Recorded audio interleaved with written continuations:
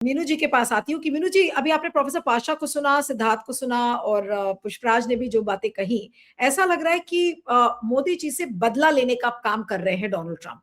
और यही कि भाई आप ट्रंप का तिरस्कार आपने किया, भले वो जब जब कैंपेन कर रहे थे उस समय, जो अभी पुष्पराज कह रहे थे कि वो नहीं गए मिलने के लिए, तो हो सकता है कि उसकी खुंदक हो। टैरिफ्स और उस पर बात नहीं मान रहे हैं, उसकी खुंदक है। या फिर बार बार उनको जो जलील करने की जो एक प्रक्रिया एक लंबे समय से हम देख रहे हैं, पिछले ऑलमोस्ट तो अब तो 5-6 महीने 6-7 महीने हो गए हैं इस चीज को आते आते सामने की, किस तरीके से उन्होंने मीडिएट किया। और अब तो जलील करने का लेवल भी कुछ अलग हो गया है।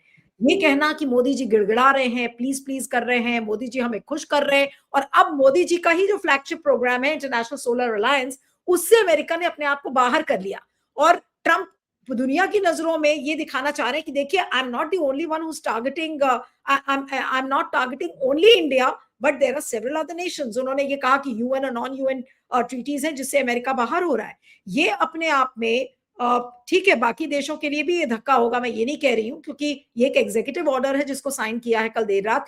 लेकिन ये मोदी जी के लिए, और भारत जहां पर हम रोज इस बात को डिस्कस कर रहे हैं कि हमारी विदेश नीति हर फ्रंट पर फेल हो रही है, हम उसको टैकल नहीं कर पा रहे, अब ये एक नया शौक लग गया है जिसमें कि अदानी भी लपेटे में आ गए अब तो। जी जी नीलू जी, देखिए मैं ये जो आपका जो आज विषय है, मैं जरा इससे पहले ये जो सोलर एनर्जी को लेके मोदी जी का जो ये पाखंड है, मैं इसके बारे में बात करना चाहती हूँ।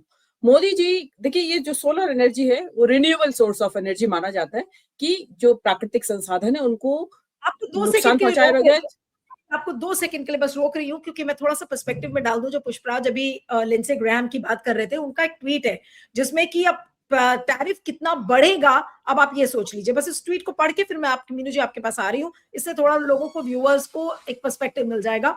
After a very productive meeting today with President Trump on a variety of issues, he greenlit the bipartisan Russian sanctions bill that I have been working on for months with Senator Blumenthal and many others. This will be well timed as Ukraine is making concessions for peace and Putin is all talk, continuing to kill the innocent. This bill will allow President Trump to punish those countries who buy cheap Russian oil, fueling Putin's war machine. This bill would give President Trump tremendous leverage against countries like China, India, Brazil to incentivize them to stop buying the cheap Russian oil that provides the financing for Putin's bloodbath against Ukraine. I look forward to a strong bipartisan vote, hopefully as early as next week, यानी कि अगले हफ्ते की बात कर रहे हैं Lindsey Graham. ये अपने आप में एक कितना बड़ा शौक होगा भारत के लिए भी, अगर ये बिल पास हो गया होगा, जिसको लेकर लिंडसे ग्राहम ने कह दिया है, तो फिर क्या होगा। जी मीनू जी। जी देखिए, मैं जो बात कह रही थी अभी कि मैं मोदी जी का जो ये सोलर एनर्जी को लेके पाखंड है उसके बारे में बात करना चाहती हूँ। सोलर एनर्जी का मतलब क्या होता है कि पर्यावरण को नुकसान ना पहुंचाया जाए और प्रदूषण कम से कम हो। जो भी फॉसिल फ्यूल है या थर्मल पावर है, वो सब पर्यावरण को बहुत भारी नुकसान पहुंचाते हैं। जो उसके पार्टिकल्स है वो एयर में लटके रहते हैं, और उसकी वजह से आपने जो दिल्ली में स्मोक वगैरह की जो प्रॉब्लम है, वो भी उसमें एक बहुत बड़ा रीजन है। तो उसके लिए नए नए ग्रीन एनर्जी बोला जाता है इसको, रिन्यूएबल एनर्जी को। तो इस ग्रीन एनर्जी के नए नए सोर्सेज ढूंढे जा रहे हैं कि ताकि जो सस्टेनेबल और जो कार्बन फुटप्रिंट जो है हमारे प्लेनेट अर्थ के ऊपर कम से कम आए, ताकि कार्बन जो एमिशन है वो कम हो। उसके लिए सोलर एनर्जी का रास्ता ढूंढा गया है, क्योंकि सोलर एनर्जी सूर्य से चलने वाली सौर ऊर्जा जिसको हिंदी में कहते हैं, वो ऊर्जा है, और उसमें कोई ना फ्यूल फूकता है, कोई आपको पेट्रोल डीजल फूकने की जरूरत नहीं है, कोई कोयला फूकने की जरूरत नहीं है उसमें। और इन अ वे जो आपने जो एपरेटस लगता है उसके अलावा बाकी सब फ्री है। जो सूर्य देवता आपको दे रहे हैं एनर्जी, उससे आप उसको इलेक्ट्रिसिटी में कन्वर्ट करिए और मजा करिए। लेकिन आप एक तरफ तो ये बात कर रहे हैं कि आप पर्यावरण को प्रदूषण से बचाना चाहते हैं, आप पर्यावरण की रक्षा करना चाहते हैं। दूसरी तरफ आपके यहाँ उत्तराखंड में जैसे 4 धाम परियोजना आपने बना दी और उसमें लाखों हरे पेड़ काट दिए आपने अरावली में आप 100 मीटर से ऊंची जो पहाड़ है उसको ऊंचा माना जाएगा, बाकी की खुदाई कर डालो। इसके अलावा आप छत्तीसगढ़ में हसदेव के जंगल काट डाले, नियामगिरी का आपको सबको पता है। मतलब मोदी के राज में कौन सा काम ऐसा हुआ है जिसमें कि इंडिया के अंदर सोलर एनर्जी को छोड़ के बाकी कौन सा काम ऐसा, मोदी जी का कौन सा प्रोजेक्ट ऐसा है जिसमें कि आपने पर्यावरण को बचाने के काम किए हैं? आपने वो सब काम किए जो कि जिससे कि इंडस्ट्रियलिस्ट को फायदा पहुंचे। रोड बनाई आपने, पेड़ों को काट काट के हजारों हरे पेड़ आपने काट डाले, लाखों, और तब आपको दर्द नहीं हुआ। मतलब आप सोलर एनर्जी का प्रोजेक्ट में इतने बड़े लीडर क्यों? क्योंकि उसमें आपको लीडरशिप मिलती है। मोदी जी का क्या है कि ये इस तरीके का दिखाना कि जिन चीजों में मैं लीडिंग पोजीशन में आ सकूं, वो इस तरीके के प्रोजेक्ट्स चालू करना। लेकिन वो उनकी अपनी जो सोच है पर्यावरण को लेके, उससे कॉन्ट्राडिक्ट करते हैं ये सारी चीजें।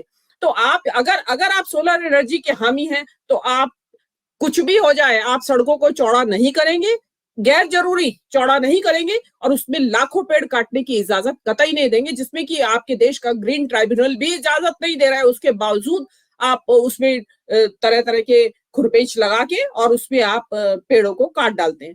तो आप या तो ग्रीन एनर्जी के हामी हो सकते हैं या फिर पेड़ काटने के हामी हो सकते हैं। ये जो पाखंड है, इस पाखंड का मैं तो ये कहती हूँ कि कुदरत करती है इंतजाम। वो कुदरत ने न्याय भेजा है कि भाई ये आपका पाखंड भरा प्रोजेक्ट था, इसका इस पे अब घास गिरेगी, वो गिर गई।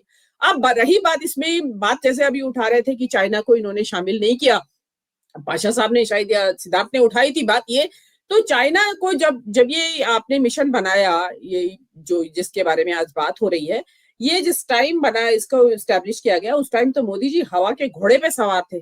उस टाइम उनको चाइना कहाँ सूझ रहा था। मोदी जी उस टाइम वेस्टर्न वर्ल्ड के लीडर बनने की कोशिश में थे कि मैं तो ये तो इधर का, मैं एशिया का लीडर क्यों बनूंगा और क्यों मैं चाइना को भाव दूं।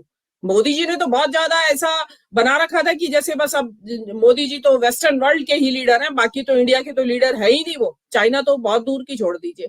तो अब जो है बात आ रही है कि चाइना, और डेफिनेटली चाइना के लिए बहुत बड़ा स्पेस खाली हो गया है। अभी 80% तो ऑलरेडी करता था, अब और भी करेगा क्योंकि उनके पास फंड है डालने के लिए, उनके पास पैसा है। लेकिन अब इसमें बात आती है कि ये जो मोदी जी के लिए किया गया है, या मोदी जी को एक और हंटर फटकारा है ट्रंप ने, डेफिनेटली ये हुआ है। और देखिए क्योंकि ये जो ट्रंप है, देखिए ये आज से नहीं है, ये क्लाइमेट चेंज को ये हॉक्स हमेशा से पहले टर्म में भी बोलते थे और अब भी बोलते थे। तो इन्होंने चुन के ये निकाल लिया है। इसमें ये सोचने वाली बात है कि ये, क्योंकि अगर वो इतना अगेंस्ट जा रहा है, मोदी जी के पर्सनल हो गया है मामला अगर, तो जो अडानी को जो समन सर्व करने वाली बात हो रही है, जिसमें डिली डैली कर रही है ये हमारी सरकार, उसको क्या एक्सपेडाइट किया जाएगा, उसके लिए दबाव डाला जाएगा, या अडानी के एक्स्ट्राडिशन की बात होगी, प्रत्यर्पण करवाया जाएगा अडानी का कि भाई हमें सौंप दीजिए, अगर आप इसको ये नहीं दे सकते हैं, अब आप इसको समन सर्व नहीं कर सकते हैं। तो ये मुझे ऐसा लगता है कि अडानी वाला केस जो है वो एक्सपेडाइट होगा इसकी आड़ में।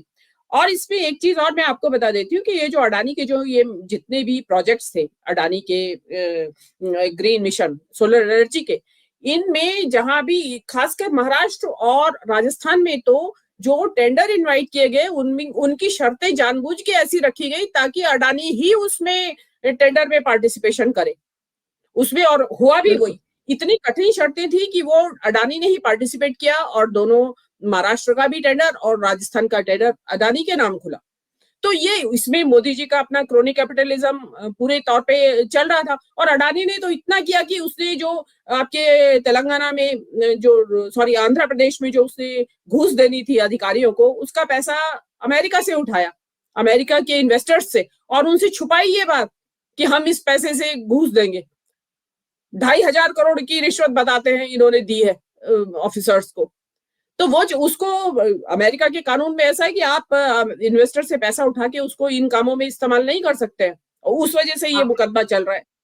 तो ये अब ये सारी चीजें, बहुत सारी चीजें हैं, देखिए एक से एक जुड़ा हुआ लिंक है, इंटरकनेक्टेड है सारी चीजें। और उसमें इसका अब ये जो कहते हैं ना, इसका कैस्केडिंग इफेक्ट कहाँ तक जाएगा, अडानी कितना लपेटे में आएंगे, ये अब एक सोचने वाली बात होगी कि सोलर एनर्जी जो है अब मोदी जी के लिए एक नया गले का फंदा बन गया है, जिसके लिए मोदी जी बड़ा सोलर एनर्जी का ढोल पीटते थे, और क्योंकि अडानी के बल पे पीटते थे। अडानी इस टाइम लीडर हैं इंडिया में सोलर एनर्जी में। और अब जो है, जो अब बताया, जैसे अभी सिद्धार्थ ने बहुत डिटेल में बताई कि कितना बड़ा घाटा अडानी को होगा प्रतिवर्ष, 800 लाख या 800 कितना करोड़ का प्रतिवर्ष घाटा बता रहे हैं। तो वो घाटा अब होने वाला है। तो ये एक इकोनॉमिकली भी बहुत हम कुछ सेटबैक तो लगने ही वाला है इन चीजों से। और अभी let us wait many more to come, कि अभी और पता नहीं क्या क्या ट्रम्प के थैले में है जो अभी फेंकेगा मोदी जी की तरफ सालोस। अब एग्जैक्टली नहीं, और हमें ये बेल्ट टाइट कर लेना इकोनॉमिक चाहिए।